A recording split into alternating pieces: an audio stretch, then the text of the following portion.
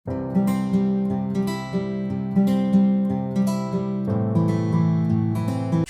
बच्चा पार्टी, कैसे हो? बिल्कुल फिट एंड फाइन, मौज मस्ती चल रही है लाइफ के अंदर, एंजॉय कर रहे हो और कोरोना से सेफ हो। ओके, चलो। तो मस्ती मजाक के साथ साथ अब हम चल रहे हैं अपनी पढ़ाई पर भी। तो आज हमारा डे 13 और आज हम पढ़ने क्या वाले हैं? That is the applications. किसकी? गोस थ्योरम की सारी सारी एप्लीकेशन करेंगे और साथ में उसके न्यूमेरिकल्स करेंगे। तो हमारे पास पांचों की पांचों एप्लीकेशंस और उसके न्यूमेरिकल्स। तो चलो करते हैं आज के सफर को स्टार्ट। यस, तो पहली डेरिवेशन आपके सामने है। ओके, तो सबसे पहले कहता क्या है उसको समझते हैं। फील्ड ड्यू टू, कौन सी फील्ड भाई? Electric field. तो सबसे पहला पॉइंट हमारे पास क्या है? Electric field intensity. ओके, तो हमारे पास कैसे आएगी? Flux is equals to integration over close path E dot D s. ठीक है, या फिर कह सकते हैं E S cos of theta. Okay, यहाँ से ई निकाल सकते हैं। ड्यू टू इनफाइनाइटली, भाई साहब ये चीज आज के दिमाग के ढक्कन खोल के समझने वाला कॉन्सेप्ट। अगर ये इनफाइनाइट वाला पंगा समझ में आ गया तो बहुत सारे क्वेश्चन क्लियर हैं। तो सेकंड क्या बोलता है? Infinitely, infinitely long. देखो, कोई भी चीज अगर इनफाइनाइटली लॉन्ग आती है तो उसका कॉन्सेप्ट क्या होता है? वहां पर एक चीज आती है जिसको बोलते हैं हम एज इफेक्ट। एज इफेक्ट, और एज इफेक्ट वहां पर कितना होता है? Yes yes yes yes, zero, नील बटे सन्नाटा। मैं आपको समझाता हूँ एक एग्जांपल।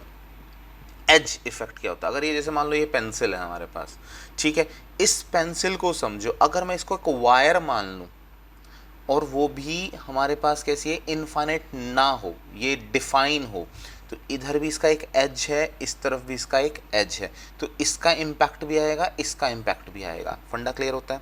समझ में आती है बात? पर अगर मैं इसको इनफाइनाइट मान लूँ तो ये जो राउंड लास्ट का जो कॉर्नर है और ये जो कॉर्नर है ये काम नहीं करते। इसका इम्पैक्ट कितना मानकर चलते हैं हम? जीरो। कितना मानकर चलते हैं? जीरो। फंडा क्लियर हो रहा है? दिमाग में जा रही है बात? ओके, वैसे इसमें मैं डायग्राम के साथ भी करवाऊंगा, चिंता मत करो। Field due to infinitely long, चलो समझ में आ गया। एज इफेक्ट जीरो हो गया। Straight, okay. Uniformly charge, third point क्या है भाई? Uniformly charged. तो इस वर्ड को समझ लो, अगर वो यूनिफॉर्मली बोल रहा है तो वहां पर एक चीज क्लियर है, क्या लगने वाली है? Charge density. क्या लगने वाली है हमारे पास? Charge density. तो चार्ज डेंसिटी हमारे पास कितनी तरह की होती है? तीन तरीके की। पहली कौन सी थी? लीनियर, जो वन डायमेंशन में लगती है। दूसरी क्या है हमारे पास? सरफेस चार्ज, जो 2D पे लगती है। तीसरी क्या होती है? वॉल्यूमेट्रिक, जो वॉल्यूम पे लगती है। ठीक है, तो चार्ज डेंसिटी यहाँ लगेगी।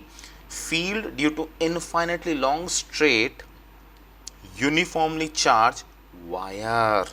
फोर्थ पॉइंट क्या मिल गया मुझे? वायर। वायर से पता क्या लग गया? One dimension. तो चार्ज डेंसिटी कौन सी लगेगी? Linear charge density. फंडा क्लियर हुआ? समझ में आती है बात? चलो, अब इसकी डेरिवेशन करने से पहले कॉन्सेप्ट आपको क्लियर करता हूं। मान लो ये वायर है मेरे पास, ठीक है, इनफाइनाइटली लॉन्ग। तो ये डॉट डॉट इनफाइनाइटली के लिए लगा दिया मैंने। हमें किसी पॉइंट P के ऊपर इलेक्ट्रिक फील्ड इंटेंसिटी निकालनी है, किसी पॉइंट P पर। अब कहोगे सर आपने इसके ऊपर ऊपर क्यों रखा हुआ पॉइंट को? मैं नीचे भी रख सकता हूँ, ऊपर भी रख सकता हूँ, बट मैं लेफ्ट साइड और राइट साइड नहीं रख सकता। पूछो क्यों? क्योंकि मैंने अभी क्या बोला? एज इफेक्ट कितना हो जाता है? जीरो। दिमाग में जा रही है बात? ओके, चलो इसके ऊपर अगर फील्ड का इम्पैक्ट निकालते हैं। चलो यहाँ छोटा सा एक पॉइंट मान लेता हूँ। तो इससे अगर फील्ड निकलेगी तो इसके दो कंपोनेंट ब्रेक होंगे, 1 2। फंडा क्लियर? मान लो यहाँ से भी अगर मैंने थोड़ी सी फील्ड ले ली तो क्या होगा? उसके भी दो कंपोनेंट ब्रेक होंगे, एक अपर साइड और एक इस साइड। तो क्या पता लग रहा है आपका? ये वाला और ये वाला पार्ट क्या हो जाएंगे? कैंसिल हो जाएंगे। आपके पास नेट इम्पैक्ट कहाँ आने वाला है? ऊपर आने वाला है। ये मैं क्यों बता रहा हूं, आपको डायरेक्शन समझ में आनी चाहिए कि इलेक्ट्रिक फील्ड की डायरेक्शन कहां जाएगी। ये तो एक तरीका था, ठीक है। दूसरे तरीके से मैं आपको इजी तरीका ये कि न्यूमेरिकल आपके सॉल्व हो सके। दूसरा तरीका बिल्कुल सिंपल कि अगर आपके पास एक वायर है और ये पॉजिटिवली चार्ज है, कैसी है, पॉजिटिवली चार्ज, तो लाइन ऑफ फोर्स कहाँ जाने वाली है, ऊपर और नीचे। फंडा क्लियर। वो तो डिपेंड करता है क्वेश्चन टू क्वेश्चन कैसे चीज़ हमारे सामने आएगी, ठीक। ओके, तो अब हम क्या लेकर चल रहे, डेरिवेशन सॉल्व कर रहा हूँ। तो डेरिवेशन के अंदर हमें क्या पता लगा, हमें इलेक्ट्रिक फील्ड इंटेंसिटी निकालनी है। चलो जी, एक वायर मान लेते हैं, ये हमारे पास क्या है, एक इनफाइनाइटली लॉन्ग वायर है। अब इसको समझने के लिए मैंने यहाँ पर एक सिलेंडर बना दिया, एज्यूम कर लिया। वायर को सिलेंडर एज्यूम किया जा सकता है और ये तो हर जगह पे किया जा सकता है सिलेंडर को एज्यूम वायर के केस में, ठीक है, ऐसा ही होगा। अब इस सिलेंडर के एज इफेक्ट हम नहीं पढ़ेंगे, ये क्लियर हो गया, क्योंकि उसके एंड्स हमारे लिए अवेलेबल नहीं है। तो अगर एंड्स अवेलेबल नहीं है तो हमारे पास बचा क्या, सिर्फ और सिर्फ कर्व्ड पार्ट। ओके, तो यहाँ पर मैंने क्या ले लिया, एक एरिया ले लिया। तो इस एरिया का एन कैप, ये आपको मैं क्लियर कर चुका हूँ पहले भी, एन कैप हमेशा क्या होता है, S vector is equals to कितना होता है, एस एन कैप, और एन कैप हमेशा क्या होता है, आउटवर्ड नॉर्मल, ठीक है, ये फंडा क्लियर है। चलो जी, एन कैप कहाँ गया, ऊपर। इलेक्ट्रिक फील्ड, अगर इस वायर को मैंने पॉजिटिवली चार्ज ले लिया, कैसा ले लिया, पॉजिटिवली चार्ज, तो इलेक्ट्रिक फील्ड की डायरेक्शन भी कहाँ जाएगी, ऊपर। तो दोनों के बीच में थीटा फॉर्मेशन कितना होगा, 0 डिग्री। फंडा क्लियर। अच्छा जी, बाकी देखो इसके अंदर सिंपल सिंपल सी बात, एज इफेक्ट की वजह से यहाँ पर आप एन कैप तो ले सकते हो, बट इलेक्ट्रिक फील्ड की वैल्यू यहाँ पर कितनी होगी, 0। इस तरफ भी आप एन कैप ले सकते हो, बट इलेक्ट्रिक फील्ड की वैल्यू कितनी होगी, 0। तो हमारे पास टोटल वैल्यू कितनी आई, टोटल वैल्यू आई, flux is equals to integration over close path E dot D S, तो कितना हो गया, ई एस, ई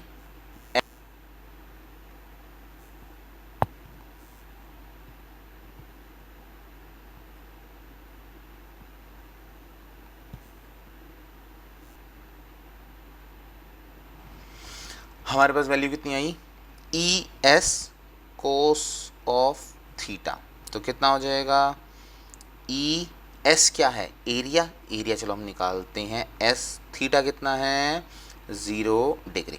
चलो जी, सबसे पहले तो हम यहाँ पे ना इसके एरिया को सॉल्व करते हैं, एरिया ऑफ सिलेंडर। वैसे तो अगर आपको फॉर्मूला पता भी है तो कोई दिक्कत वाली बात नहीं है, बट एक बहुत सिंपल तरीके से करवाता हूँ। मान लो ये मेरे पास एक रेक्टेंगल है, क्या है, एक रेक्टेंगल, क्योंकि ये एक ऐसा फॉर्मूला जो हमें सबसे ज़्यादा याद रहता है। तो अगर इसको बात कर सकते हैं लेंथ और ब्रेड्थ, तो एरिया कितना बोलते हैं, लेंथ इनटू ब्रेड्थ, यही याद रहता है ना सबसे ज़्यादा। तो चलो जी, अब अगर मैंने सिलेंडर लिया है, ये हमारे पास क्या है, सिलेंडर, आप इसको एक रेक्टेंगल समझो, तो ये इसकी एक साइड हो गई, वन साइड, और ये क्या है, उसकी सेकेंड साइड। फंडा समझ में आता है।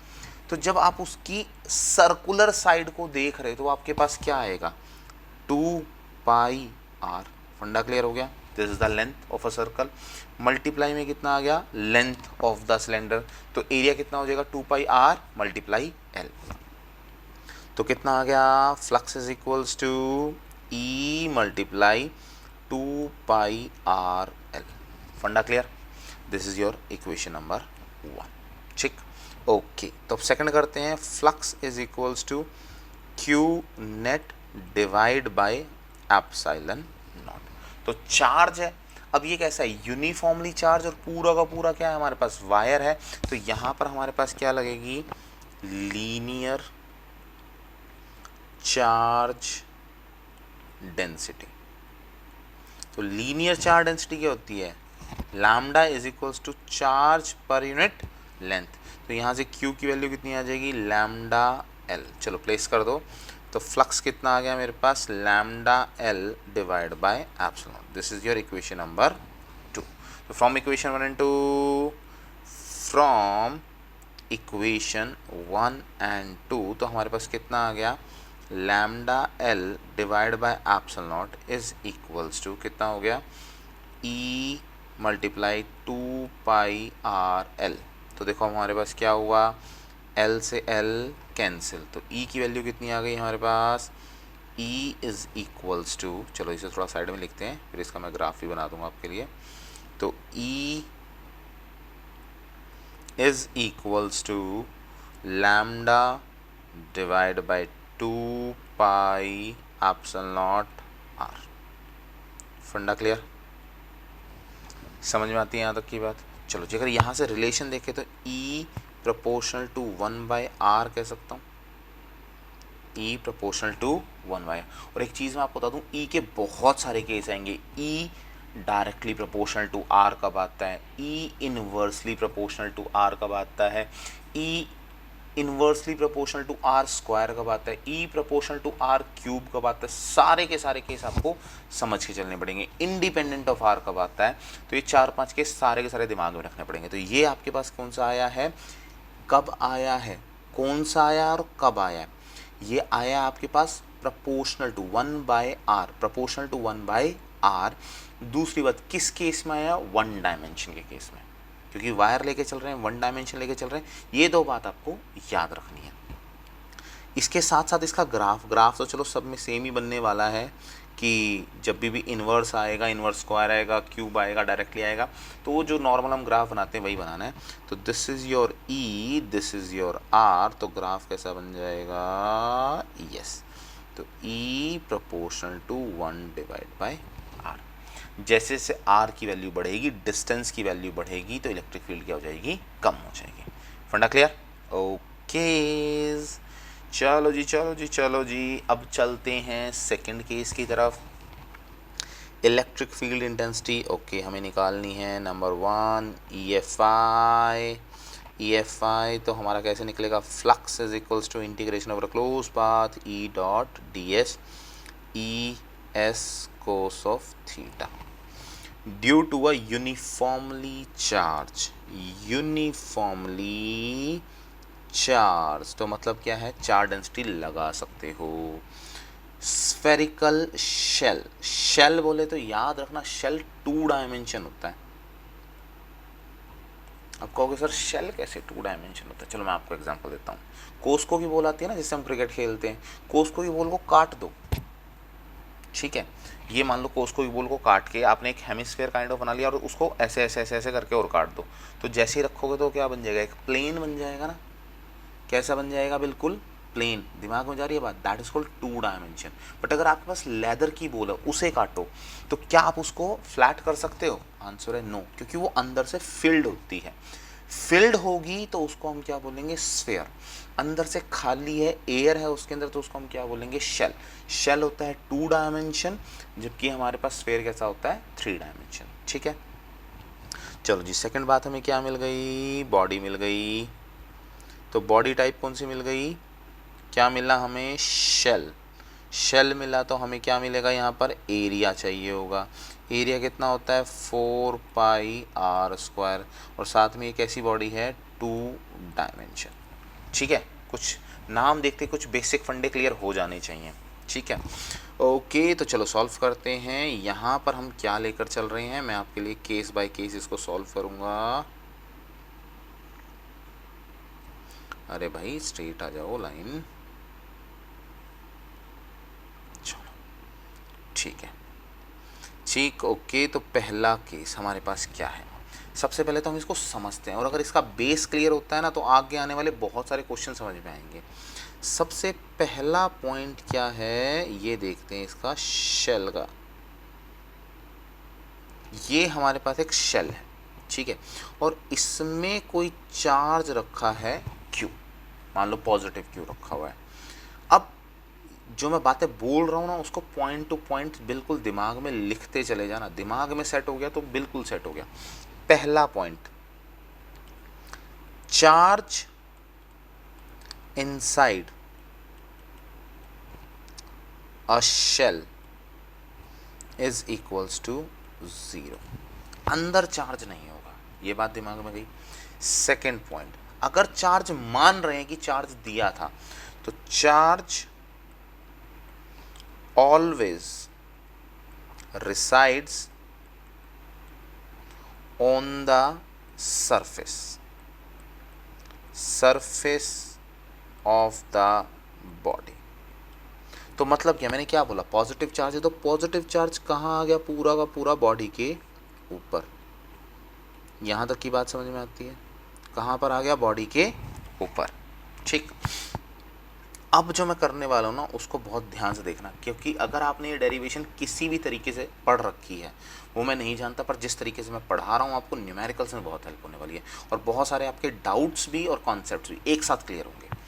यहाँ पर क्या है, जो ये पॉजिटिव चार्ज बना है, अब इस चार्ज की वजह से हम कहीं इम्पैक्ट निकालते हैं। मान लो कहीं पर कोई पॉइंट रखा हुआ है P, तो वहाँ तक का हमने क्या करा, एक सर्कल बना लिया। अब सर्कल तो बनेगा नहीं, क्या बनेगा यहाँ पर, यहाँ बनेगा आपके लिए एक स्फेयर। क्या बनेगा, स्फेयर। तो स्फेयर के अंदर यहाँ पर मैंने क्या मान लिया, एक एरिया मान लिया, ओके। और यहाँ से हमने क्या लिया, एन कैप, और यहाँ पर हमने क्या ली, electric field that is outward. ये फंडा क्लियर हो गया। तो थीटा फॉर्मेशन कितनी होगी, 0 डिग्री। अब जो मैं बात बोल रहा हूँ ना उसको बहुत अच्छे से सीखना है। यहाँ पर हुआ क्या है, चार्ज मेरे पास प्रेजेंट है, मेरे पास क्या प्रेजेंट है, चार्ज, पॉजिटिव चार्ज, जो कि रखा कहाँ हुआ है, शेल के सरफेस पर। शेल के सरफेस पर मतलब क्या, वो जो स्फेयर है, ये बड़े वाला सर्कल है, इसके अंदर तो चार्ज प्रेजेंट है ना, इसको तो मैं एज्यूम करूंगा, मान के चलूंगा, तो इसकी वजह से इलेक्ट्रिक फील्ड, इसकी वजह से एन कैप। ठीक हो गया। तो यहाँ पर निकाल दो केस नंबर 1। तो केस 1 देखो, ये जो शेल है इसका रेडियस कितना लिया मैंने, कैपिटल आर, पर जहाँ तक ये पॉइंट जा रहा है वहाँ तक का डिस्टेंस हमने लिया स्मॉल आर। ठीक, तो केस नंबर 1 कैसे लिखोगे, when point P lies outside the shell, shell के बाहर है, तो केस क्या बना, small R is greater than capital R. फंडा क्लियर होता है, समझ में आती है बात। चलो जी, तो सॉल्व कर दो। तो flux is equals to integration over close path E dot D s, E S cos of 0 degree. अभी देख लिया हमने एंगल कितना बन रहा है, 0, तो हमारे पास क्या आ गया, E, और S क्या है, स्फेयर है, स्फेयर मानो शेल मानो, यहाँ पर हमारे पास क्या है, क्योंकि वो ओपन है तो हमारे पास एरिया तो दोनों का सेम रहने वाला है, चाहे शेल हो चाहे स्फेयर हो। तो एरिया कितना आ जाएगा हमारे पास, 4 पाई स्मॉल आर का स्क्वायर, क्योंकि हमने डॉटेड सर्कल को एज्यूम करा है तो उसी का हमारे पास क्या होगा, रेडियस होगा। ये हमारे पास हो गई पहली equation. Second equation Q by epsilon naught, तो ये हो गई हमारे पास second equation. From equation 1 and 2 तो हमारे पास कितना आ गया, E multiply 4 pi R square which is equals to Q by epsilon naught. तो E की वैल्यू कितनी आ गई, Q by 4 pi epsilon naught R square. फंडा क्लियर, ओके। किस केस में आया है, जब हमारे पास जो हमने रेडियस कंसिडर किया है तो वो ज़्यादा है जो हमारे पास ओरिजिनल रेडियस था। ठीक, ओके। केस नंबर 2, केस 2 बड़ा आसान है। अब यहाँ समझो इसके डायग्राम से, ये आपके पास क्या है, आपका शेल, ठीक है, और इसी के ऊपर आपने क्या कोइंसिडेंट करवा दिया, आपका ये देखो, ये मैंने थोड़े से डॉट्स बना रहा हूँ जिससे आपको क्लियर हो जाए। तो अब हमने क्या करा है, उस पॉइंट को कहाँ पर मान के चल रहे हैं, शेल के ऊपर, शेल के सरफेस के ऊपर। इसका मतलब क्या हुआ, small R is equals to capital R. तो मतलब क्या हुआ हमारे पास, when point P lies on the surface, on the surface of the shell। तो मतलब क्या हुआ इसका, small R is equals to capital R. तो अभी हमने E की वैल्यू निकाली, कितनी थी, Q by 4 pi epsilon naught small R का स्क्वायर। तो अब क्या हो जाएगा हमारे पास, now Q by 4 pi epsilon naught capital R का स्क्वायर। और इसी को हम क्या बोलते हैं, मैक्सिमम वैल्यू ऑफ E, तो E मैक्स बोल सकते हो। तो E मैक्स आपके पास कितना आ गया, Q divide by 4 pi epsilon naught capital R square. Because electric field की वैल्यू सबसे ज़्यादा कहाँ पर होती है, सरफेस पर। कहाँ पर होगी, सरफेस पर। थर्ड केस समझो अगर वो अंदर आ चुका है, ठीक है, तो इसको हम थोड़ा सा डिवाइड करते हैं कुछ पार्ट्स में।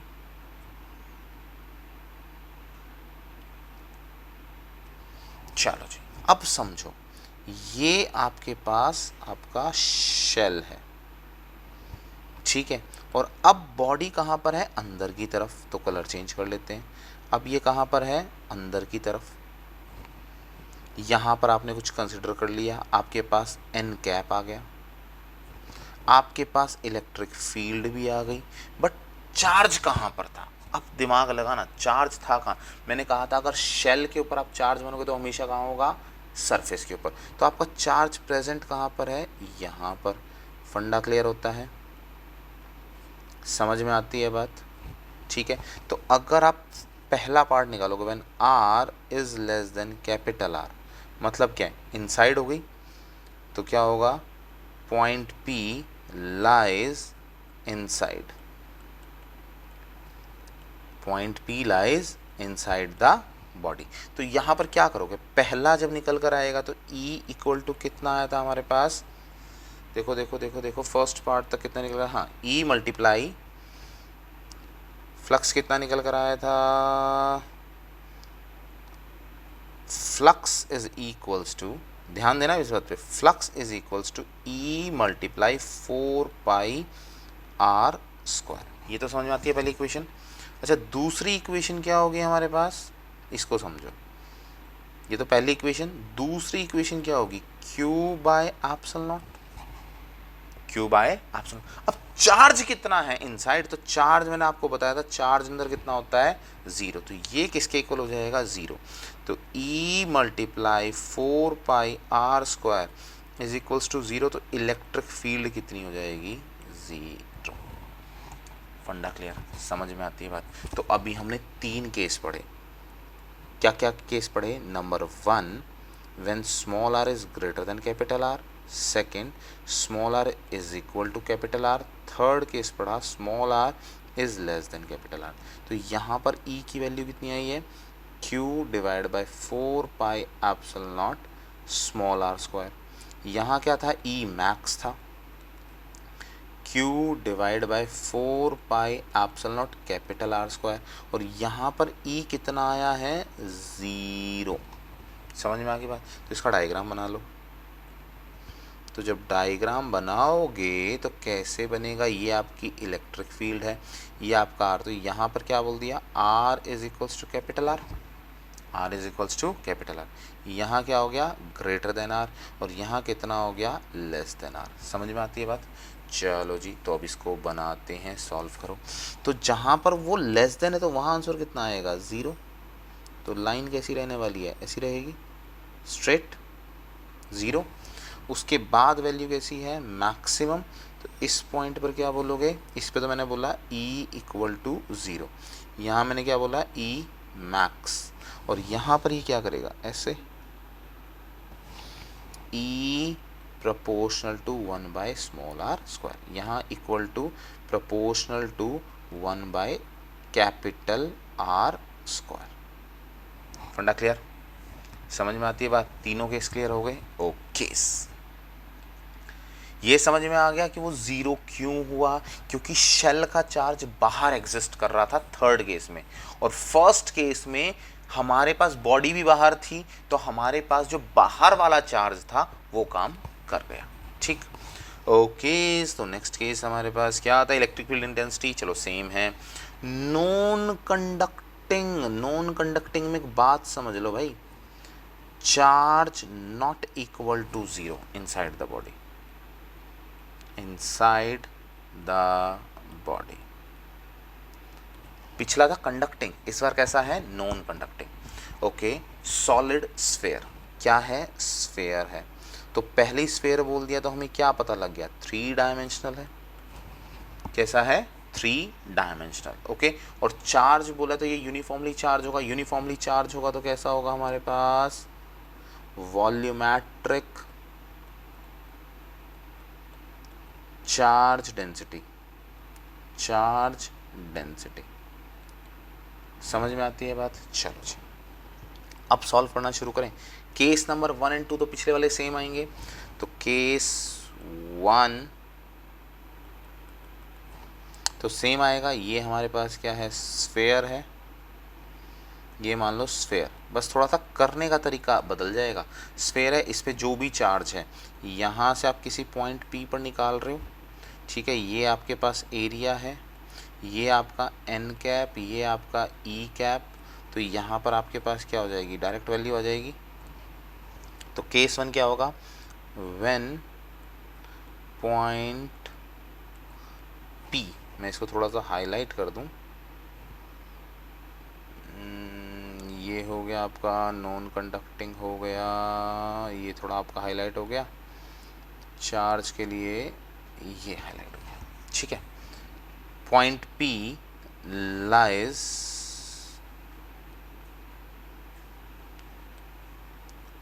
lies outside the sphere। Same concept direct लिख दूं या चलो, phi is equals to integration over close path E dot ds which is equals to ES cos of theta which is equals to E multiply 4 pi r square। ठीक है, यहाँ तक तो area ही चाहिए हमें। चलो जी, तो दूसरा हमारे पास क्या हो जाएगा, E equal to Q by epsilon naught, this is your it's 2। तो यहाँ से दोनों को सॉल्व करोगे तो E की वैल्यू कितनी आ जाएगी, Q by 4 pi epsilon naught r square. This is your first case, ठीक है। चलो जी, केस 2। केस 2, ठीक है। तो केस 2 हमारे पास क्या बोलता है, केस 2 बोलता है when small r is equals to capital R, means point P lies on the surface. तो ऑन द सरफेस पे कितना आ जाएगा, E is equals to Q divide by 4 pi epsilon naught capital R का square. और इसी को हम क्या बोलते हैं, E मैक्स। क्या बोलते हैं इसको, मैक्स। मैंने बताया था मैक्सिमम वैल्यू कहाँ पर होती है, on the surface of the body. ठीक हो गया। चलो जी, अब आता है थर्ड केस, और ये हमारे पास मज़ेदार केस है। Case 3, when R is less than R, means point P lies inside the sphere। अच्छा, सबसे पहले ना इसके डायग्राम को समझना। अगर इसका डायग्राम दिमाग में सेट हो गया तो मान के चलना आपको क्वेश्चन समझ में आ गया। चलो चलो चलो चलो चलो चलो चलो, अब समझना, ये है बड़े वाला स्फेयर जो ओरिजिनल स्फेयर था। ठीक, अब ये ओरिजिनल स्फेयर है तो इसका रेडियस कितना है, कैपिटल R। ठीक हो गया। अब हमने अंदर क्या कर लिया, एक चीज़ कंसिडर कर ली, कहीं पे पॉइंट कंसिडर कर लिया, तो ये उसका हमने क्या मान लिया, एक उसका स्फेयर मान लिया। तो इसका रेडियस कैसा होने वाला है, स्मॉल r। कैसा होगा, स्मॉल r। समझ में आती है। अच्छा, जब पूरी बॉडी के ऊपर चार्ज कितना था, Q, तो इस वाली बॉडी के ऊपर कितना होगा, Q डैश। ये बात अगर समझ में आ रही है, देखो पूरी बॉडी की वजह से आप बाहर तो निकाल सकते हो, क्योंकि पूरी बॉडी के ऊपर जो चार्ज होगा वो काम करेगा। अच्छा, बॉडी के सरफेस पे भी निकालोगे तो बॉडी का पूरा चार्ज यूज में है, पर अगर आप इतने से एरिया में निकाल रहे हो तो बॉडी का क्या पूरा चार्ज यूज हो रहा है, नहीं हो रहा भाई, कोई नया चार्ज यूज हो रहा है जिसको हम बोल रहे हैं Q डैश। दिमाग में जा रही है बात। चलो, तो अब यहां पर आपका सरफेस चार्ज डेंसिटी काम करेगी। तो इलेक्ट्रिक फील्ड तो हम सिंपल निकाल सकते हैं, उतनी ही आएगी।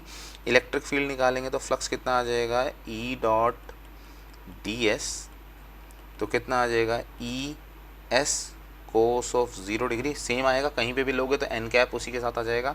तो कितना आएगा E multiply 4 pi small R square, क्योंकि स्मॉल ये लेके चल रहे हैं ना स्फेयर। ओके, ये तो होगी फर्स्ट। सेकेंड को समझना आप, flux is equals to Q net divide by epsilon naught. अब यहाँ पर दो बातें हैं, अगर आपको ये क्लियर होगा तो ही आप आगे जा सकते हो। सबसे पहली बात, क्यू नेट, नेट चार्ज निकालना है ना, तो नेट चार्ज तो सिर्फ पूरी बॉडी का नहीं होगा, सिर्फ और सिर्फ जितना हमने कंसंट्रेट किया है। तो यहाँ पर क्या नाम बोलोगे, क्यू डैश। दूसरी बात, अब ये नॉन कंडक्टिंग है, तो नॉन कंडक्टिंग के अंदर एयर तो नहीं मानेंगे, एयर तो नहीं होगी, कुछ ना कुछ मीडियम होगा, तो मीडियम होगा तो यहाँ पर क्या बोलोगे, एप्सिलॉन, एप्सिलॉन एम बोल सकते हो। ये दोनों बातें समझ में आ रही हैं। चार्ज सिर्फ जो ये छोटे वाला सर्कल लिया है ये वाला, इसी के अंदर तो चार्ज कंसिडर करोगे ना, ठीक। ओके, जो वैल्यू निकालते हैं तो सबसे पहले हम क्या निकालते हैं, वॉल्यूमेट्रिक चार्ज डेंसिटी कितना होता है, rho is equals to charge dash by volume. तो हमारे पास क्यू डैश कितना हो जाएगा, रो मल्टीप्लाई वॉल्यूम। तो रो वॉल्यूम कितना है, क्या लिया है हमने यहाँ पर, स्फेयर, स्फेयर का वॉल्यूम। कौन से स्फेयर का, ये छोटे वाला, क्योंकि इसी की वजह से तो सारा काम है ना, इसी का तो चार्ज निकालना है। तो कितना हो जाएगा, 4/3 पाई स्मॉल आर क्यूब। फंडा क्लियर। इसकी वैल्यू को प्लेस करो तो कितना आ जाएगा, phi is equals to Q dash की जगह rho multiply 4/3 pi R cube divide by epsilon M. ठीक हो गया। तो ये आपके पास आ गई इक्वेशन नंबर 2। तो from equation 1 and 2, from equation 1 and 2 तो हमारे पास क्या आ गया, E multiply 4 pi R square is equals to rho 4/3 pi R cube divide by epsilon m.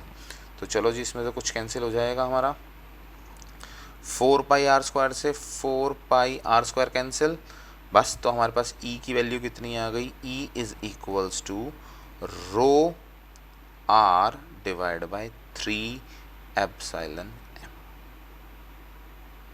फंडा क्लियर हुआ। यहाँ पर हम बोलते हैं E directly proportional to R. क्या बोलते हैं, E directly proportional to R. समझ में आ गई बात। चलो जी, तो अब हम बनाएंगे इसके केसेस और इसका ग्राफ। तो ग्राफ बनाते हैं इसका। तो ग्राफ क्या बनेगा, आपने 3 केस पढ़े, तीनों केस को बस यहाँ पे रिप्रेजेंट करना है। तो पहला केस क्या है, देखो सेंटर में हमेशा r equal to capital R, r less than और r ग्रेटर देन। ठीक है, इक्वल पे आपको पता है मैक्सिमम वैल्यू होगी, तो ये e, ये तो e यहाँ रखो, तो इसको क्या लिखोगे यहाँ पर, e मैक्स। ठीक है, अच्छा जी, कैपिटल में हमें पता है क्या आता है, प्रोपोर्शनल टू 1/r², तो e प्रोपोर्शनल टू 1/r²। यहाँ क्या लिखोगे, e max proportional to 1/R²। यहाँ पर क्या है, अब फर्स्ट केस के अंदर या ये कहो थर्ड केस के अंदर, जब वो छोटा है, बॉडी के अंदर है, तो अभी हमने देखा क्या आया, डायरेक्टली प्रोपोर्शनल। क्या आया, डायरेक्टली प्रोपोर्शनल। तो यहाँ क्या लिखोगे, E is directly proportional to R। तो इसका मतलब क्या हुआ, अगर हम नॉन कंडक्टिंग बॉडी के अंदर किसी चार्ज को रखते हैं तो वहां पर हमारे पास क्या होगा, electric field directly proportional to R की होगी। कब तक, जब तक वो सरफेस तक ना पहुंच जाए। ठीक है, और अगर उसे सेंटर तक ले जाओगे तो डायरेक्टली प्रोपोर्शनल है, तो वो क्या हो जाएगा, 0। ठीक, ओके। तो चलते हैं नेक्स्ट की तरफ। तो नेक्स्ट हमारे पास क्या बोलता है, electric field intensity due to thin infinite plane sheet. चलो जी, चलो जी, इसके लिए क्या यूज किया जाए, चलो आप समझो। चलो आपके लिए एक पेपर निकाला जाता है और पेपर से समझाया जाएगा। ओके ओके ओके, एक पेपर ले लेता हूँ।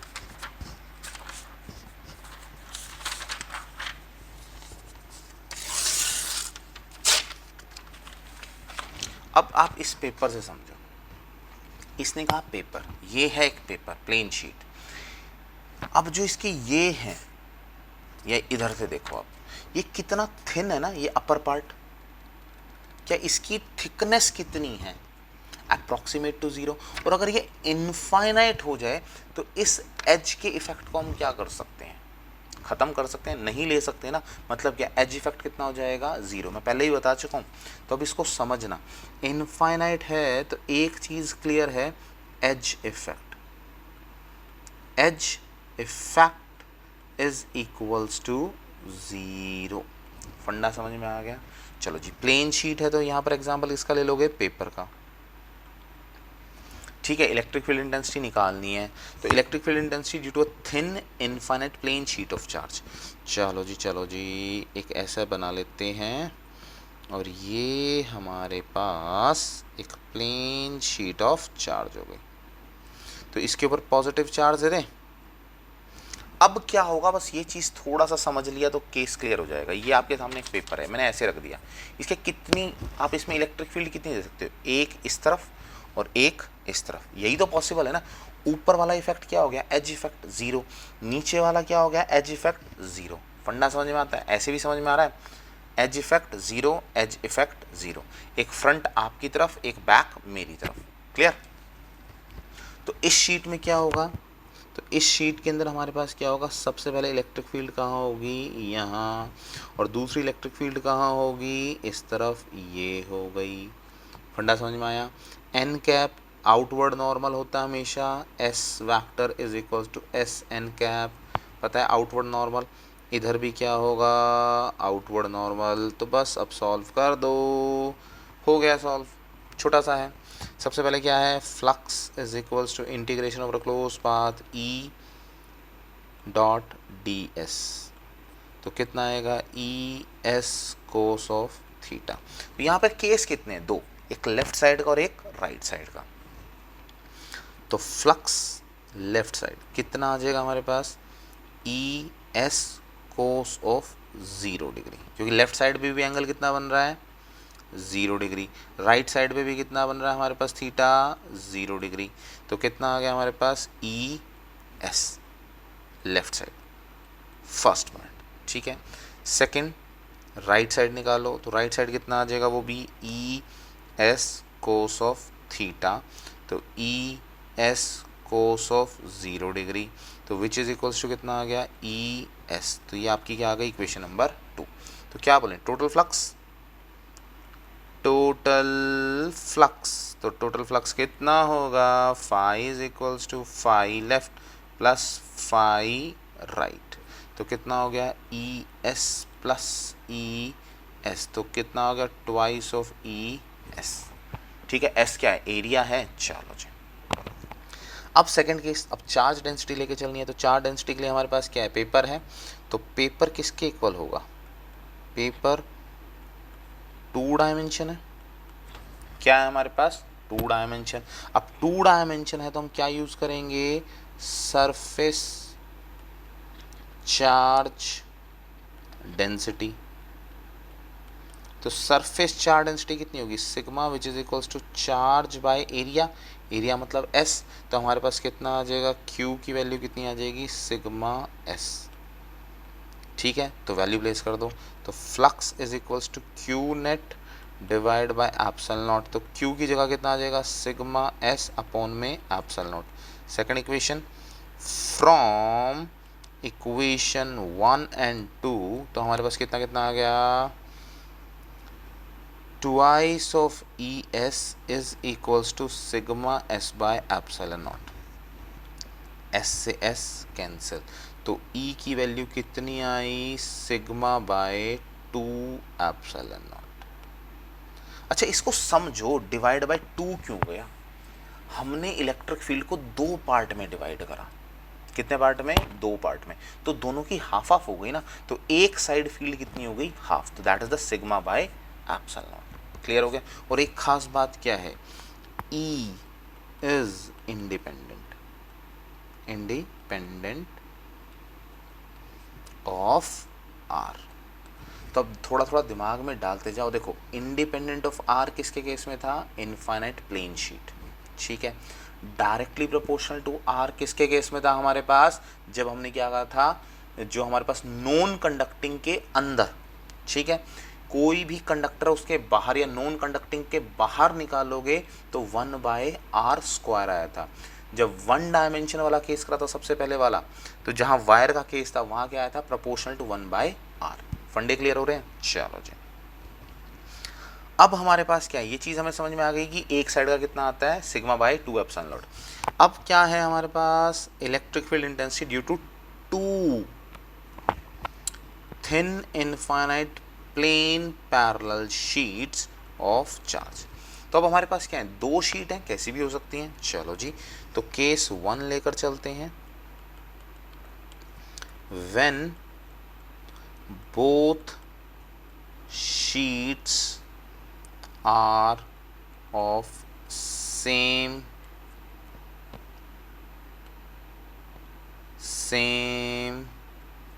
नेचर। मान लो चार्ज कैसा है दोनों पर, पॉजिटिव। चलो जी, केस लेकर चलते हैं इसका, इस तरीके से डिवाइड कर लेते हैं, यस, 3-3 पार्ट के अंदर। पहले एक डायग्राम बना देता हूँ, फिर 3 पार्ट में डिवाइड करूँगा, ठीक है। ये हो गया हमारे पास डायग्राम, ये आपके पास है शीट नंबर 1 और ये है आपके पास शीट नंबर 2, केस नंबर 1। इस पे चार्ज कैसा है, पॉजिटिव, इस पे चार्ज कैसा है, पॉजिटिव। इस पे σ1 मान लेते हैं, इस पे σ2 मान लेते हैं, ठीक है। अब आते हैं केसेस, केस को समझो। इसकी वजह से कितनी फील्ड प्रोड्यूस होगी, E1 इस तरफ जाएगी, E1 इस तरफ जाएगी। अब यही चीज़ जब आगे कंटिन्यू करके लेकर जाऊंगा तो यहाँ पर भी आएगी E1। फंडा क्लियर हो गया, चलो। अब इसकी वजह से जो E2 आएगी, एक E2 यहाँ पर आएगी हमारे पास, एक E2 इस तरफ आएगी। अब ये फील्ड आगे भी तो जाएगी ना, तो यहाँ पर भी क्या आएगी हमारे पास, E2। फंडा क्लियर हो गया। तो कितने केस बन गए, इसको हमने कहा रीजन नंबर 1, इसको कहा रीजन नंबर 2, इसको कहा रीजन नंबर 3। क्लियर। अच्छा, एज पर ग्राफ पॉजिटिव एक्स को पॉजिटिव और इस तरफ वालों को नेगेटिव। क्लियर। चलो अब सॉल्व करते हैं। तो अब हमारे पास क्या आएंगे, 3 रीजन,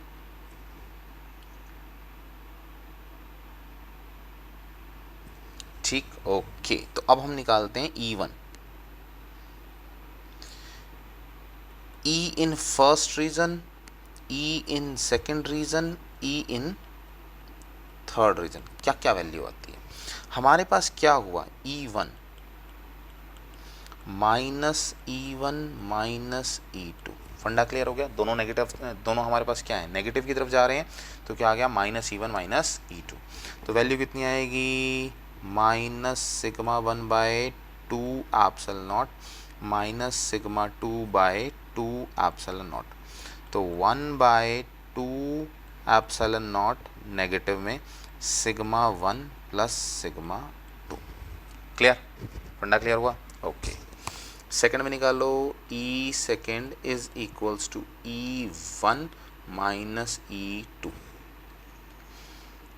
1 सिग्मा बाय सिग्मा, देखो कितना अच्छा बनाया,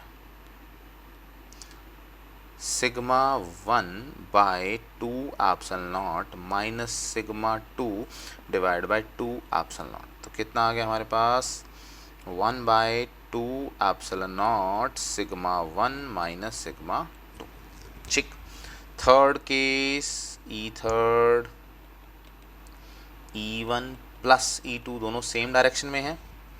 दोनों कैसे हैं, सेम डायरेक्शन में। सेम डायरेक्शन में तो वैल्यू सॉल्व कर दो, तो कितना आ जाएगा, σ1/2 epsilon naught plus σ2/2 epsilon naught. तो कितना आ गया, 1/2 एप्सिलॉन नॉट σ1 प्लस σ2। ओके, ये हमारे पास केसेस आ गए। चलो जी, अब यहाँ पर लेके चलते हैं first point, if σ1 equals to σ2 is equals to sigma, क्योंकि हमने क्या लिया था, सेम लेकर चले थे ना, सेम टाइप लेके चले थे। देखो अगर दोनों की वैल्यू अलग अलग है तो हमारे पास सोल्यूशन आ ही गया भाई, पहले वाले की 4 डेंसिटी कुछ है, दूसरे वाले की 4 डेंसिटी कुछ है, वो तो हमने निकाल ही लिया। अगर हम मानते हैं दोनों की जो हमारे पास सरफेस 4 डेंसिटी है वो एक जैसी है तो क्या होगा? तो चलो जी देखते हैं, कंटिन्यू करते हैं। तो first case, second case, third case. तो फर्स्ट केस में क्या होगा, फॉर्मूला कितना आया था ई फर्स्ट का -1/2 epsilon naught sigma 1 plus sigma 2 which is equals to -1/2 epsilon naught sigma plus sigma, कितना हो गया 2 सिग्मा, तो 2 sigma by 2 epsilon naught, negative sign, तो कितना आ गया E1 कितना आ गया हमारे पास minus sigma by epsilon naught. फंडा क्लियर हो गया? दोनों की दोनों फील्ड क्या होगी, देखो एक फील्ड की वजह से तो 2 आ जाता है नीचे, दो फील्ड होगी और दोनों नेगेटिव डायरेक्शन में तो कितना आ गया सिग्मा बाय एप्सिलॉन नॉट। ठीक, चलो जी, तो अब सेंटर में भी सॉल्व कर लेते हैं इसको थोड़ा सा हाईलाइट कर दें जिससे नोट्स में आपको पढ़ते टाइम आसानी रहेगी। ओके, ई सेकंड निकालो सेकंड रीजन के अंदर, तो कितना आया था फॉर्मूला ई second 1/2 epsilon naught sigma 1 minus sigma 2, तो कितना हो गया 1/2 epsilon naught sigma minus sigma, तो वैल्यू कितनी आ गई 0, तो सेंटर वैल्यू कितनी हो गई हमारे पास 0। थर्ड कितना आ गया हमारे पास E third which is equals to 1/2 epsilon naught sigma 1 plus sigma 2, तो कितना आ गया 1/2 epsilon naught sigma plus sigma, तो कितना हो गया 1/2 एप्सिलॉन नॉट 2 सिग्मा, तो वैल्यू कितनी आ गई सिग्मा बाय एप्सिलॉन नॉट। तो इसको समझो भाई, ये आपके पास शीट थी एक, ये आपके पास शीट 2, तो यहाँ पर वैल्यू कितनी आई minus sigma by epsilon naught, left side colour change कर लें थोड़ा सा, चलो जी, सेंटर में कितना आया 0 और यहाँ राइट साइड में कितना आया plus sigma by epsilon not. Clear हो गया? ये भी प्लस था, ये भी प्लस था, सेम नेचर में, सेम नेचर। फंडा क्लियर हुआ? ओके, अगर ये ऑपोजिट नेचर के आ जाए तो ओके, केस सेकंड मान लेते हैं, case 2 if sigma 1 is equals to plus sigma, sigma 2 is equals to minus sigma. इसका मतलब क्या हुआ, पहली जो शीट है आपके पास वो प्लस की है, सेकंड जो शीट है आपके पास वो कैसी है नेगेटिव की। दिमाग में जा रही है बात? फर्स्ट शीट किसकी है पॉजिटिव की, सेकंड शीट किसकी है नेगेटिव की, तो वैल्यू प्लेस करो बस। अब आपको वैल्यूज तो मिल ही चुकी हैं, तो E1 कितना आएगा, देखो सिर्फ यहाँ पे फॉर्मूले में रखना है, -1/2 epsilon naught sigma 1 plus sigma 2 था, तो सॉल्व करो -1/2 एप्सिलॉन नॉट, तो कितना आ गया सिग्मा माइनस सिग्मा, तो वैल्यू कितनी आ गई 0। तो यहाँ पर E1, यहाँ पर E2 और रिजल्ट कितना आया 0। ठीक हो गया? फंडा क्लियर होता है? ओके, चलो यहाँ करते हैं सेकंड को सॉल्व और यहाँ करेंगे थर्ड को सॉल्व। ओके, ई सेकेंड, तो सेकेंड कितना है 1/2 epsilon naught sigma 1 minus sigma 2, तो 1/2 एप्सिलॉन नॉट सिग्मा 1 कैसा है positive, positive negative negative positive, तो कितना आ गया 2 सिग्मा बाय 2 एप्सिलॉन नॉट, तो कितना आ गया सिग्मा बाय एप्सिलॉन नॉट। तो मतलब क्या है, सेंटर में वैल्यू कितनी आई sigma by epsilon naught. Third value जल्दी से सॉल्व करो, yes yes yes yes yes 1/2 epsilon naught sigma 1 plus sigma 2 which is equals to sigma minus sigma, तो वैल्यू कितनी आई 0। फंडा क्लियर? समझ में आ गया पॉजिटिव को कैसे सॉल्व करना है, नेगेटिव को कैसे सॉल्व करना है? ओके, चलो तो अब करते हैं कुछ न्यूमेरिकल्स की तरफ प्रस्थान करते हैं और सॉल्व करते हैं। चलो थोड़ा कलर चेंज कर लिया जाए। ओके, एन इनफाइनाइट लाइन, तो एक चीज़ क्लियर होगी, एज इफेक्ट कितना हो गया, 0। प्रोड्यूसेस अ फील्ड, फील्ड बोले तो इलेक्ट्रिक फील्ड, तो इलेक्ट्रिक फील्ड की वैल्यू कितनी मिल गई, 9 multiply 10⁴। Okay, at a distance, तो डिस्टेंस कितना मिला, r equal to 0.02। Calculate the linear charge density, calculate the linear charge density. सबसे पहले तो फॉर्मूला देखें, E इक्वल्स टू कितना आया था, lambda divide by 2 pi epsilon naught r, यही फॉर्मूला था। चलो जी, इस फॉर्मूले में एक छोटा सा काम करते हैं जिससे थोड़ा इजी हो जाएगा।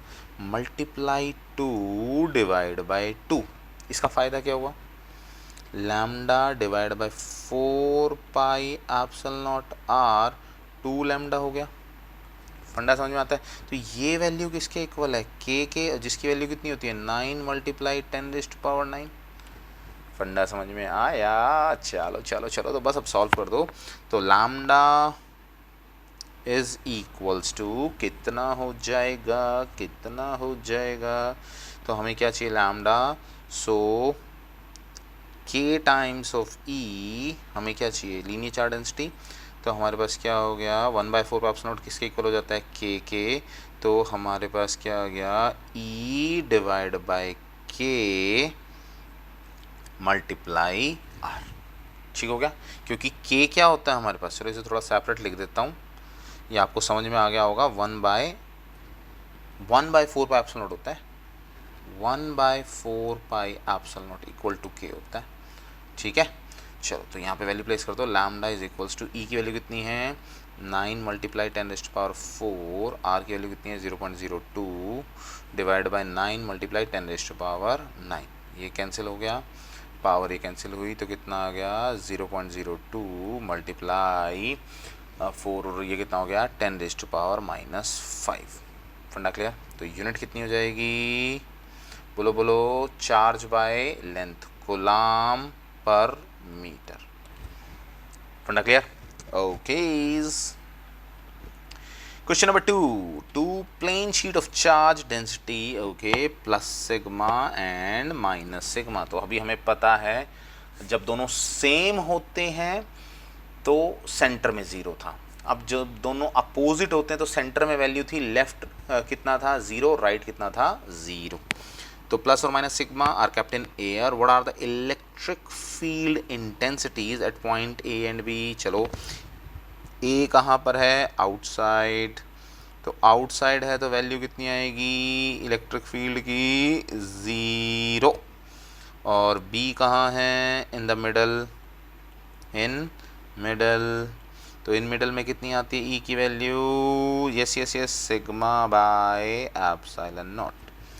ठीक हो गई बात। ओके, थर्ड को पढ़ते हैं और इसको सॉल्व करते हैं। 2 large thin metal plates, okay, 2 metal plate दे दी हैं पैरेलल, ओके, 2 मेटल प्लेट ली हैं, एक ये ले ली है और एक ये ले ली है, आपस में कैसी रखी हैं, parallel and close to each other.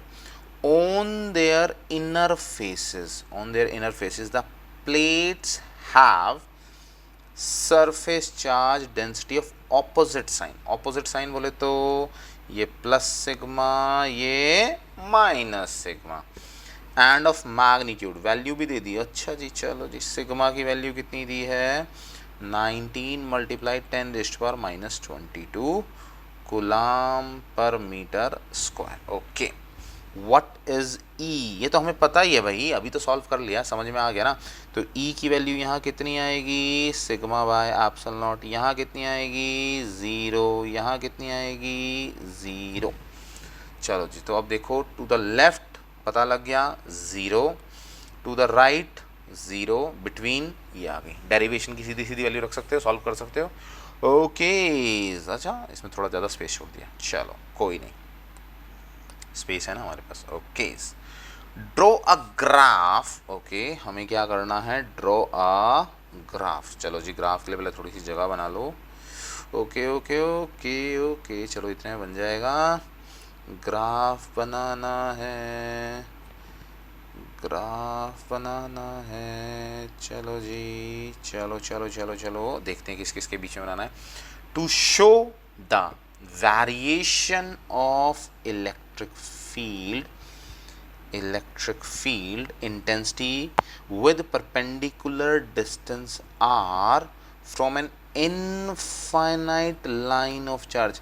Infinite line of charge, तो E infinite line of charge में फॉर्मूला कितना था, lambda by 2 pi epsilon naught R, याद आ गया,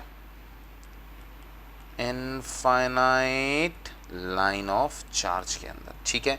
और हमें रिलेशन किस किस के बीच में चाहिए, ई प्रोपोर्शनल टू 1 बाय आर। चलो जी, तो बन गया। फिर ग्राफ बनाने में कितनी देर लगेगी, लो बन गया। ग्राफ बनेगा ऐसे, चंदा मामा दूर के पुड़े पकाए पूर के। चलो चलो चलो जल्दी से। तो ये हमारे पास क्या आ गया, कर्व आ गया। तो हमारे पास क्या, इन्वर्स रिलेशन का कर्व आ गया। ओके, आगे क्या बोलता है, फाइंड, क्या फाइंड करें भाई, और तो गया, find work done in bringing a charge Q from perpendicular distance R1 to R2। ओहो, ये अच्छा है भाई। चलो इसको थोड़ा समझते हैं और इसके डायग्राम पे थोड़ा फोकस करना भाई। जब हमने क्वेश्चन सॉल्व करा था तो ऐसे करा था, एक सिलेंडर बनाकर, क्या बनाया था, सिलेंडर, और ये हमारे पास क्या थी, वायर। यहाँ पर मान लो कोई डिस्टेंस है R2 और यहाँ से आप लेकर आ रहे हो किसी पोजीशन R1 पर, और इलेक्ट्रिक फील्ड हमारी कैसे थी, स्ट्रेट। एन कैप कैसा था, straight, n cap electric field, ठीक है। तो R2 से R1 तक लेकर आ रहे हैं। तो चलो जी, सबसे पहले हमें वर्क डन, तो वर्क डन का फॉर्मूला कितना होता है, work done equals to force dot displacement, ठीक है। थोड़ा सा वर्क डन होगा क्योंकि dx डिस्टेंस के साथ निकालना पड़ेगा। तो कितना हो जाएगा, dw is equals to f dot dr, क्योंकि R2 से R1 चल रहे हो। चलो जी, सॉल्व कर दो फिर इसको। तो कितना आ जाएगा, f कितना होगा, QE dx dw। तो इसका इंटीग्रेशन कहाँ से कहाँ तक होगा, dw का, dw कितना होगा, 0 से w इक्वल्स टू QE कितना है, Q, इसका फॉर्मूला कितना आया था हमारे पास, yes yes yes, lambda divide by 2 pi r epsilon naught, ठीक है, इनटू में dr, ये dx कहाँ से आ गया, dr, ठीक ठीक ठीक ठीक। इसका भी इंटीग्रेशन कहाँ से कहाँ तक हो जाएगा, R1 से R2 तक। तो चलो जी, बस इसको सॉल्व कर दो। तो वर्क डन कितना आ जाएगा, W माइनस 0 इक्वल टू ये कितना होगा, lambda Q divide by 2 pi epsilon naught. तो इंटीग्रेशन किसका हो गया, R1 से R2 1 बाय R dr। चलो जी, इसको थोड़ा सा, अब जिन बच्चों को इंटीग्रेशन नहीं आती या थोड़ी कम आती है, जैसे थोड़ा सा मेडिकल स्टूडेंट्स को थोड़ी सी प्रॉब्लम रहती है, उनके लिए मैं सॉल्व करना सिखा रहा हूँ। तो यहाँ पर करते हैं इंटीग्रेशन, इसको समझो, integration of 1 over x dx, ये कितना होता है, log ऑफ x, ठीक है। पहले log की एक प्रॉपर्टी और देख लो यहाँ पर। तो यहाँ लिमिट कितनी है, R1 R2, तो आपके पास यहाँ कितना आ जाएगा, log ऑफ अपर लिमिट कितना हो गया हमारे पास, R2 minus log of R1। देखो हमारी एक प्रॉपर्टी होती है log की, log a divide by b which is equals to log of a minus log of b। तो ये देखो उसी प्रॉपर्टी में है, तो इसको मैं क्या लिख सकता हूँ, log of R2 divide by R1। फंडा क्लियर हो गया, यहाँ सॉल्व कर दो। चलो चलो चलो जल्दी से। तो यहाँ कितना आ जाएगा हमारे पास, work done is equals to lambda Q divide by 2 pi epsilon not.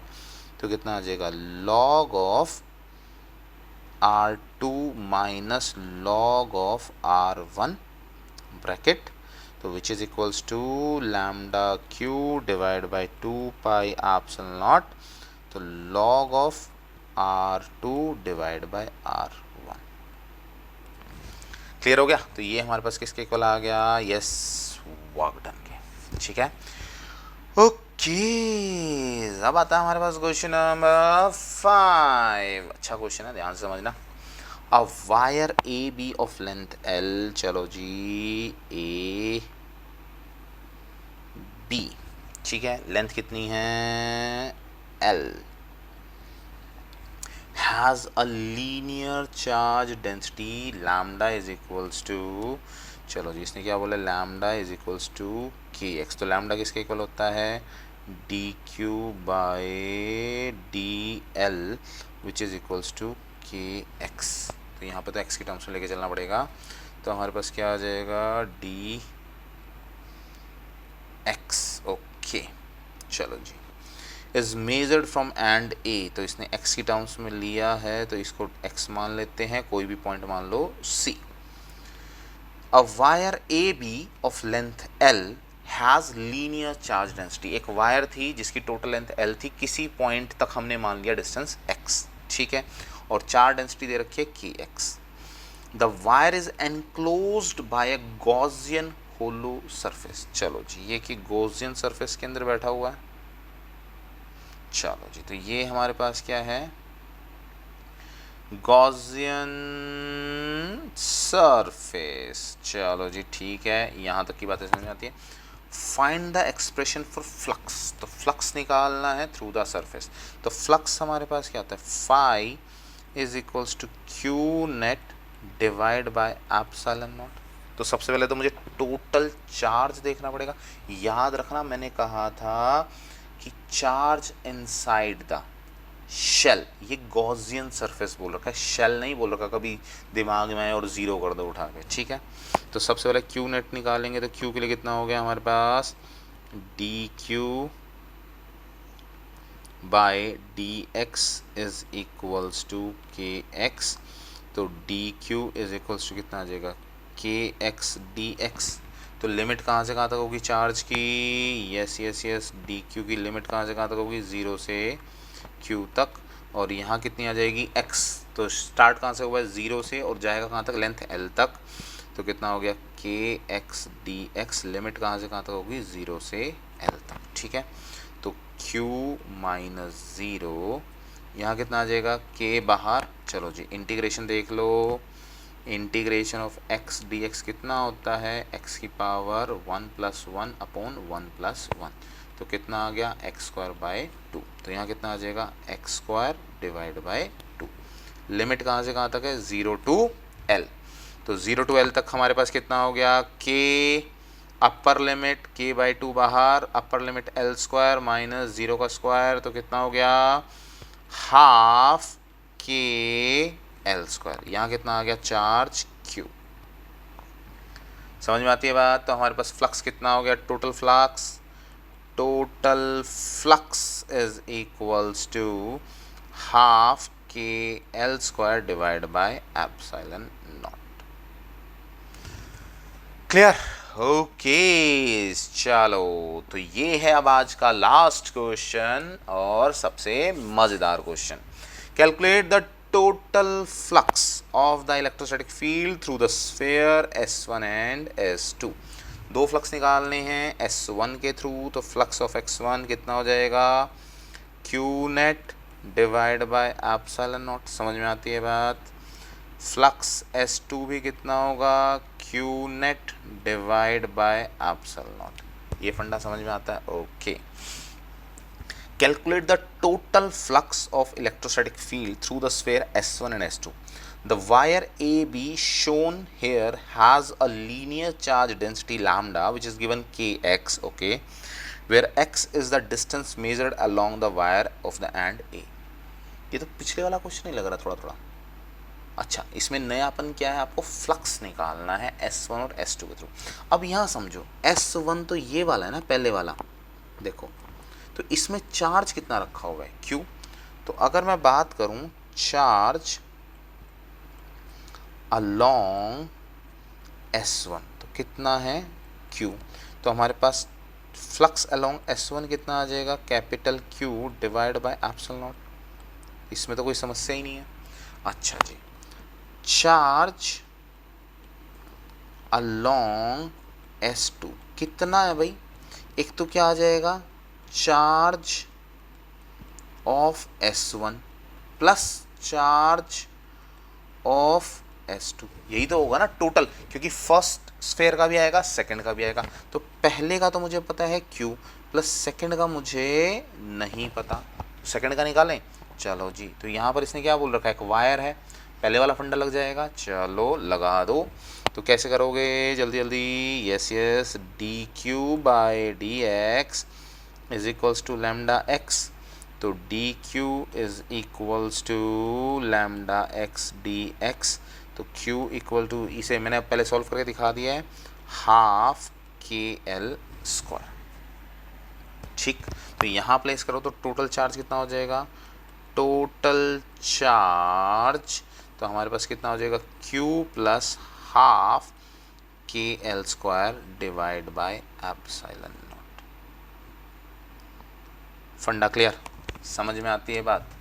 Okay तो बच्चा पार्टी यहाँ तक हमने क्या कर लिए, सारी की सारी एप्लीकेशंस कर लिए। पहली एप्लीकेशन में आपने क्या सीखा, E प्रोपोर्शनल टू 1/r, वो क्या थी, लेंथ। उसके बाद हमने क्या करा, हमने करा शेल का केस। शेल के इनसाइड वैल्यू कितनी होती है, 0, आउटसाइड 1/r²। फिर क्या करा हमने, उसके बाद हमने करा स्फेयर। स्फेयर के अंदर हमने क्या देखा था, बाहर तो 1/r² आएगा, इनसाइड क्या आ जाएगा, डायरेक्टली प्रोपोर्शनल टू r। उसके बाद हमने क्या करा, थिन शीट का केस, सिंगल वाला। तो हमने देखा दोनों पार्ट अलग अलग डिवाइड हो रहे हैं। तो एक तरफ की वैल्यू कितनी थी, sigma by 2 epsilon not, and E is independent of r। ठीक, उसके बाद दो शीट करी, दो शीट में क्या क्या ऑब्जर्वेशन थी हमारी, सेम शीट में बीच में वैल्यू कितनी होती है, 0। लेफ्ट साइड होगी नेगेटिव में, राइट साइड होगी पॉजिटिव में। ठीक, और अगर दोनों ऑपोजिट चार्ज हैं, एक पॉजिटिव एक नेगेटिव, तो सेंटर में वैल्यू कितनी आई थी, sigma by epsilon naught. Left value कितनी थी, 0, राइट वैल्यू कितनी थी, 0। फंडा क्लियर होता है? ये समझ में आ रहा है कि हमने क्या क्या उसमें से आउटपुट निकाला है, कैसे कैसे इन चीज़ों को यूज़ करना है। फॉर्मूला याद है, कंडीशंस याद है, जस्ट अप्लाई करो। चार्ज डेंसिटी का ध्यान रखो, एज इफेक्ट का ध्यान रखो, सॉल्व। क्लियर है? तो अब हम नेक्स्ट क्लास के अंदर क्या करने वाले हैं, इसके एमसीक्यूज कि एमसीक्यूज के अंदर मैं हर तरीके का जो भी हमारे पास गोस थ्योरम से रिलेटेड है उन सबको मैं कवर करूंगा। ठीक है, so till then take care, bye. और स्टूडेंट्स अब थोड़ा थोड़ा इसके अंदर आप प्रैक्टिस करना स्टार्ट करो। तो प्रैक्टिस के लिए आप सिर्फ क्या कर सकते हो, टेलीग्राम ग्रुप को ज्वाइन करो और वहाँ पर आपको क्लास के नोट्स मिलते हैं। तो क्लास के नोट्स लो, वीडियो को साथ लेके बैठो और करना शुरू करो, आपको बहुत हेल्प मिलेगी। ठीक है, ओके बाय।